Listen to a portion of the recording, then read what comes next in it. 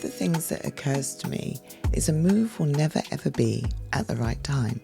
I don't think we're ever ready. And by that I mean we might intend the move, we might have planned the move, but then I do think or assert that there's likely to be something at some level where we're not ready. And when I moved to America, it was an interesting experience or an interesting premise. The whole backdrop to our move to America was complex and interesting. My husband had started applying for jobs and wasn't attached to the idea of coming to America. Far from it. He only wanted to be in another country. He felt confined during COVID, as perhaps you did, and he wanted to be somewhere, anywhere. And so he was applying for jobs like crazy. And we have moved abroad together, lived apart, but stayed together. So, I knew it was important to endorse his intention that he go look for somewhere. But I was torn. I was torn for myself because, and I've shared with you the reasons why people move, but they're also the reasons why people stay.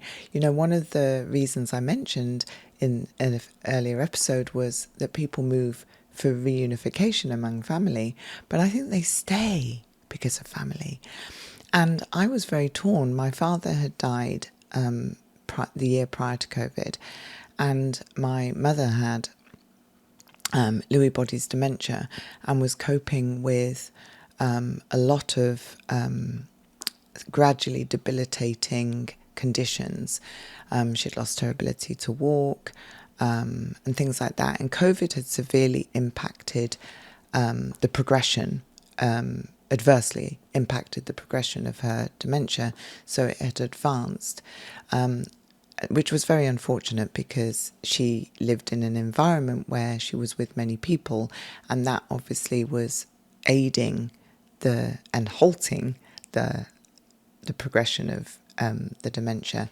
But with COVID and having to live very unilaterally and in isolation, she was with herself most of the time. So the advancement of the dementia made itself known. So I was very torn. I was like, I'm not sure this is the right time for me. What my husband and I decided was that he would at least pursue having another job. And what came about was he was told he was in there was this possibility of a job, but it took many months to materialise. And it was so funny because I involved my mum in the entire process. I talked to my mum about it. I would say things to her like,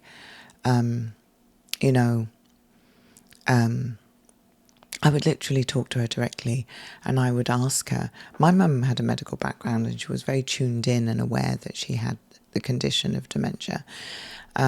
So she and I had perhaps a very, in an interesting way, a very privileged way of being able to talk. And my mum was very present. So if you talked about anything in the present, she would really engage with you.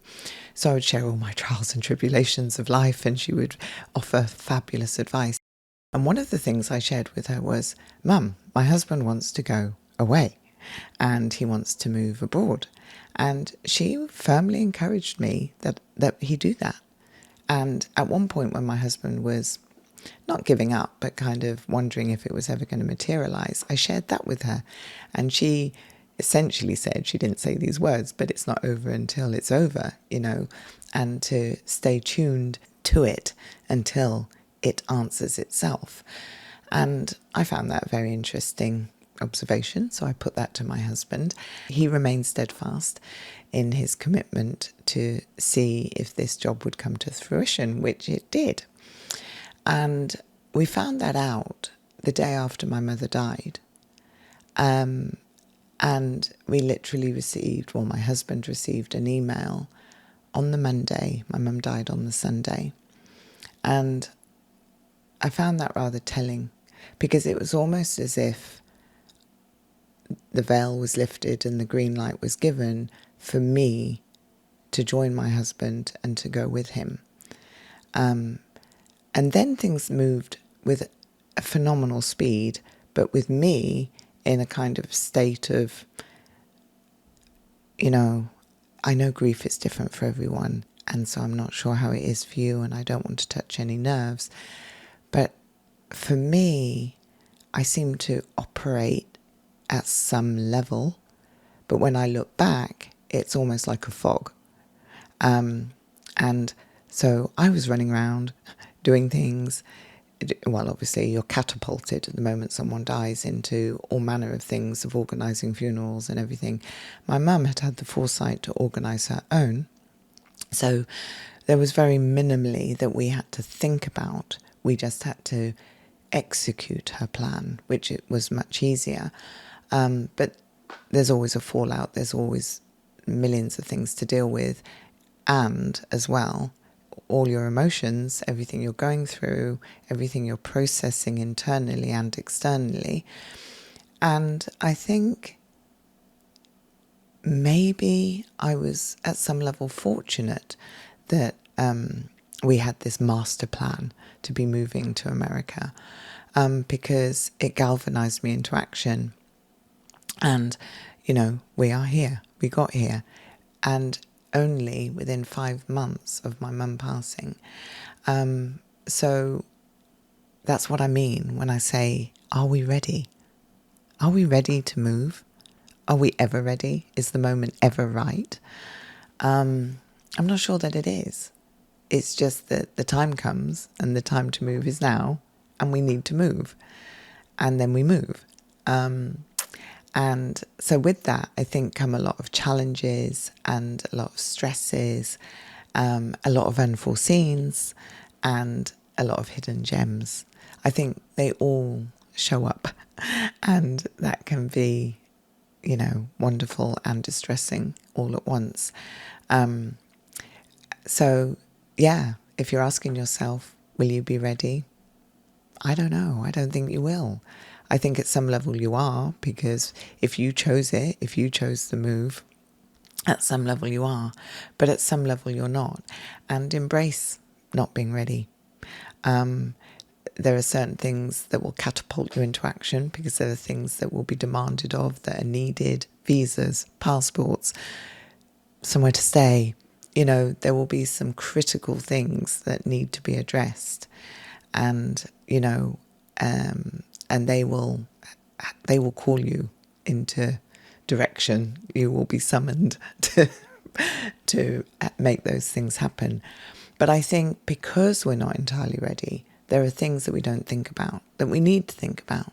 There are numerous things that I've learned with the wisdom of hindsight, the questions that should have been asked. How can we possibly ask a question if we didn't know the question was to be asked in the first place? So, and that is where I think I now come in.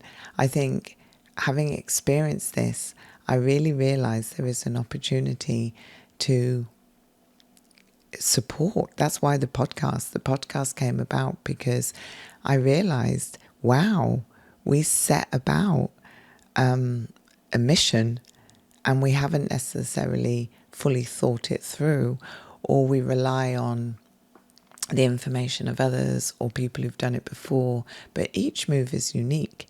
Each situation, each human is unique. So the context for each move will vary from that of another human being, even if they're making the exact same move as somebody who made the move 2 years before. Thank you for being on the journey with me. I really appreciate you listening in and joining me and my guests as we traverse our footsteps and recount our experiences and recall the trials and tribulations. I really thank you that you take an interest, be it from an armchair position of curiosity, or be it from, absorbing the information and the tips, because at some point you will be the one who's on board the flight to your destination to move countries. So thank you. Thank you very much for joining me.